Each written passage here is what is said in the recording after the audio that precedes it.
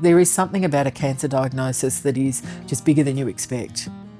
I'd been to see a medical practitioner who asked about breast screening, and it was through that they discovered my breast cancer. I was just in shock.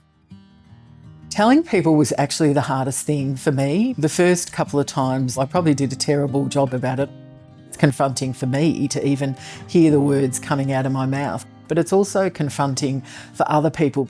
You need to allow the space, not just for your own reaction, but for all of that, because it has an impact.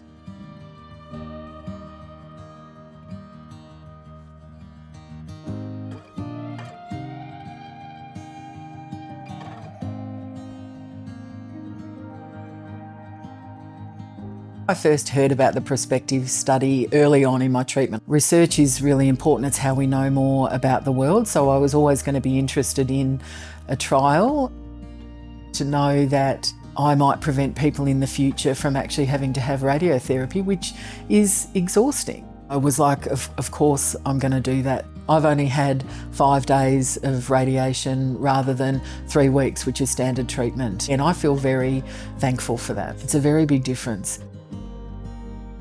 For me, it's no hardship. It actually means you get really good follow-up and care, and if I was confused about anything, there was someone that I can talk to immediately. I think that intergenerational thing as well. My mother and one of my sisters have also had breast cancer. Knowing that my mum had to have a full mastectomy and I didn't, and that's because of medical advances, and so it just was never a choice. It was always going to be something I was going to do.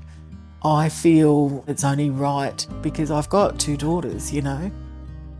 My hopes for women who are diagnosed with breast cancer in the future is that it is much less of a traumatic thing. I really hope that if we can get treatment to a point where it's less invasive, that we can continue to get on with our lives. The more that we learn and can do to save the lives of future women, the better off we'll be.